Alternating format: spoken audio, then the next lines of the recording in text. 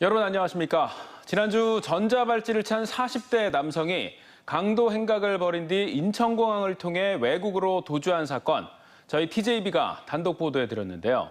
출장 간다는 이유로 보호관찰소에서 전자발찌를 풀어준 건데 이런 비상 상황에 대한 대책이 전혀 없었습니다. 전자발찌를 찬 이들이 자신의 경제활동과 관련해서 허위 신고를 하더라도 이를 확인할 방법이 없는 상태입니다. 조혜영 기자입니다.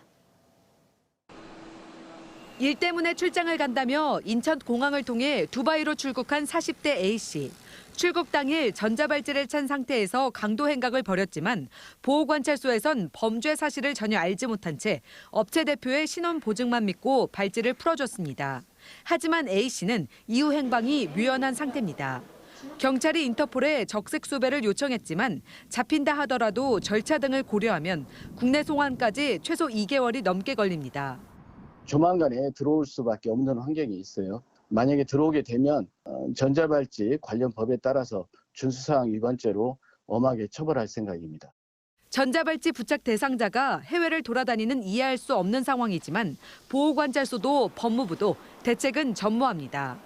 감시 대상자의 경제활동을 보장한다는 이유로 업무상 출장까지 막을 수 없다는 입장인데 대상자의 취업 상황뿐 아니라 해외 출장이나 근무 내용도 구체적으로 확인할 수 없습니다. 특히 출국 허가 시 업체 대표가 신원 보증을 해줬다지만 이번처럼 A씨가 돌아오지 않는다 해도 신원 보증인에게 책임을 묻지 못하는 등 전자발찌 부착 제도가 허술하게 관리되고 있습니다. 실제로 성범죄로 전자발찌를 차고 있던 53살 B씨가 서울의 한 심리치료센터에 취업한 뒤 여성 고객을 강제 추행해 법원이 최근 징역 2년 6개월을 선고했는데 알고 보니 B씨는 보호관찰소에 지인이 운영하는 홈페이지 관리업체에 취업했다고 허위 신고한 것으로 드러났습니다. 재범 위험성을 과학적으로 판단할 수 있는 어떤 그런 척도의 개발이 학술적으로도 중요한 문제라고 생각합니다.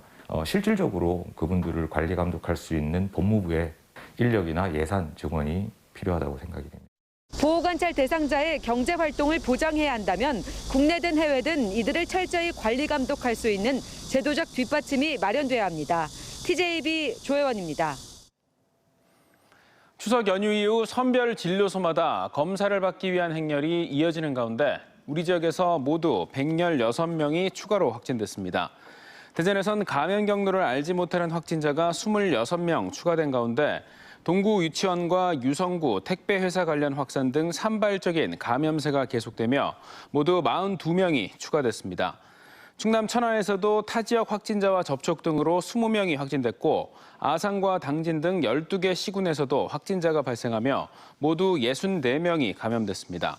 세종에서도 확진자의 가족과 지인 등 모두 10명이 추가 확진됐습니다. 최근 국민의힘 서산 태안 출신 성일정 의원이 가세로 태안 군수에게 욕설을 해 파문이 일고 있는 가운데 가 군수가 성 의원에게 공개 사과를 요구했습니다. 가 군수는 성 의원의 욕설은 태안 군민 전체를 무시하는 행위였고 아직까지 사과도 없었다며 이같이 밝혔습니다.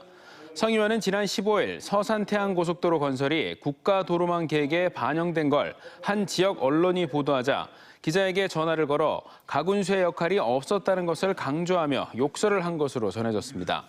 성 의원 측은 욕설한 것은 인정했지만 기자와 가볍게 한 통화였다고 해명했습니다. 지난 5월 TJB 보도를 통해서 결식 아동들에게 지급되는 급식카드에 대한 실태와 문제점이 보도됐는데요. 대전 유성구가 아이들이 이용할 수 있는 가맹점을 늘린 데 이어서 식비를 기존 6,000원에서 8,000원으로 대폭 인상하기로 했습니다. 장서영 기자입니다. 몸이 아픈 어머니와 함께 사는 한부모 가정의 5학년 광모양. 급식카드를 가지고 감자탕 식당에 들어가 든든한 한 끼를 즐깁니다. 평소 같으면 편의점에서 도시락이나 빵, 우유를 사 먹었지만 한 끼당 급식비가 6,000원에서 8,000원으로 오르면서 평소 먹고 싶었던 음식을 먹을 수 있게 된 겁니다. 아이가 더 밝아진 거는 그 금액에서 이렇게 막 위축됐었는데 이제는 아이들이 당당하게 나가서 자기가 먹고 싶은 거 자유롭게 먹을 수 있는 게 너무 행복한 것 같습니다. 현재 대전 지역 결식 우려 아동들에게 지급되는 급식카드 한 끼는 6,000원 수준. 대전 지역 구청 자료를 분석한 결과 열의 7은 편의점에서 사용되고 있었고 그마저도 아이들이 제대로 이용하지 못해 지난해만 10억 원의 예산이 소멸됐습니다. 6천 원으로는 아이들이 식당에서 사 먹을 수 있는 음식이 김밥이나 자장면 정도이다 보니 어쩌면 당연한 결과입니다. TJB의 연속 보도를 통해 대전 유성구가 지난 6월 가맹점을 50곳에서 110곳으로 늘린 데 이어 이번에는 한 끼 식비를 2천 원 인상했습니다. 서울 종로구와 서초구의 9천 원에 이어 전국에서 가장 높은 수준입니다. 또 이용 아동들의 편의를 높이기 위해 가맹점을 알리는 안내 스티커도 붙이고 한 끼에 결제할 수 있는 상한 금액도 16,000원까지 늘렸습니다. 좋은 한 끼 식사라고 하는 것이 단순하게 먹거리의 문제가 아니라 아이들의 자존감이나 또한 이런 학교 생활에서도 큰 영향을 미치기 때문에 무엇보다 우리 자라나는 아이들에 대해서는 예산을 아끼지 말고 투자를 하는 것이 맞다고 봅니다. 유성구는 한 끼 단가가 올라가면 더 많은 가맹점을 확보할 수 있을 것으로 보고 식당들의 참여를 유도한다는 계획입니다. TJB 장석영입니다. 재난지원금 지급 대상에서 제외된 천안 시민 12만 4천여 명에 대한 지원금 지급 여부가 충남도의 선택에 따라 결정될 전망입니다. 박산동 천안시장은 오늘 재난지원금 100% 지급을 위해 충남도에 추가 예산 310억 원의 80% 지원을 요청했다고 밝혔습니다. 충남은 도민 211만 명 가운데 25만여 명이 이번 정부의 국민지원금 지급 대상에서 제외된 상태로 충남도는 당진과 천안시 등의 이견을 조율해 이르면 다음 주 초 국민지원금 추가 지급 방안을 발표할 계획입니다. 국회 세종의사당 설치를 위한 국회법 개정안이 사실상 마지막 관문인 국회 법사위를 넘을지 주목됩니다. 국회 법사위는 내일 전체 회의를 열어 국회법 개정안을 논의할 예정으로 국회법 개정안이 내일 국회 법사위를 통과하면 다음 주 월요일 열리는 본회의에서 법 개정안이 처리될 전망입니다. 국회 세종의사당 설치를 위한 국회법 개정안 처리에 대한 여야 이견은 없지만 아직 최종 처리 여부가 결정되지 않은 상태로 내일 법사위 처리가 무산되면 다음 주 한 차례 더 법사위가 열릴 걸로 보입니다. 사회적 거리두기가 2년째 이어지면서 요즘 반려동물만큼이나 반려식물에 정붙이는 분들이 부쩍 많아졌는데요. 특히 우울감 차단과 정서적 안정 등 이른바 심리 방역 효과가 커서 반려식물의 인기는 당분간 계속될 전망입니다. 김철진 기자입니다. 직장인 박성희 씨의 하루는 거실과 주방에 있는 20그루의 반려식물들을 돌보는 것으로 시작됩니다. 직접 이름을 붙여준 식물들에게 물을 주고 입도 닦아주면서 교감을 나누는 기쁨이 반려동물 키우는 재미 못지않습니다. 코로나가 때문에 집에 있을 시간이 많아져서 이제 식물들을 하나둘씩 데리고 왔는데요. 뭔가 좀 스트레스 받을 때마다 식물 이렇게 손질하고 이러면 되게 마음이 좀 편안해지더라고요. 코로나19로 이른바 집콕하는 시간이 늘면서 집안에서 정서적 안정감을 얻을 수 있는 반려식물이 인기를 끌고 있습니다. 실제로 한 인터넷 쇼핑몰에 따르면 모종과 묘목, 흙 매출이 지난해 같은 기간에 비해 80~90%가량 증가했고 화분이나 식물 영양제 등 원예용품 매출도 50%가량 늘었습니다. 단순히 식물을 기르는 데 그치지 않고 방울토마토나 상추 등 안전한 먹거리를 집에서 키워 먹을 수 있는 키트도 인기몰이 중입니다. 베란다 등 좁은 공간에서도 손쉽게 기를 수 있고 직접 키우는 만큼 신선하고 믿을 수 있기 때문입니다. 완성품으로 있는 반려식물이나 공기정화 식물도 좋긴 하지만 저희가 씨앗을 뿌려서 직접 물을 주면서 키우는 재미를 이제 느끼시는 게 훨씬 더 큰 것 같습니다. 식물에게 정을 붙이는 사람이 늘면서 반려식물에 대한 궁금증을 해결해주는 상담소도 등장했습니다. 한국수목원 정원관리원은 온라인 상담소와 유튜브 채널을 통해 올바른 식물관리법과 생활정원 노하우를 실시간으로 알려주고 있는데 반응이 좋습니다. 유튜브 채널 정원TV를 통해서 반려식물과 정원 관리 방법도 함께 소개하고 있습니다. 이러한 활동은 미세먼지 저감, 탄소 흡수 등에도 크게 기여할 것으로 기대하고 있습니다. 코로나19 사태가 장기화되는 가운데 집콕 시대의 녹색 친구, 반려식물이 지친 일상의 새로운 활력소가 되어주고 있습니다. TJB 김철진입니다. 이처럼 반려식물이 인기를 끌고 있는 가운데 가정용 식물 재배기 관련 특허 출원도 급증했습니다. 특허청에 따르면 지난해 가정용 식물 재배기 관련 특허는 216건 출원돼 2019년 161건에 비해 34.2% 늘었고 분야별로는 인공지능 제어 기술이 80% 증가했습니다. 2016년부터 2020년까지 최근 5년간 세부 기술 분야별 출원 동향을 보면 온습도나 빛 등 재배 환경을 제어하는 기술이 417건으로 전체 56.6%를 차지했습니다. 영지와 상황 같은 약용버섯은 막연하게 우리 몸에 좋을 거라는 생각을 하실 텐데 가격이 비싸고 주변에서 쉽게 구할 수도 없죠.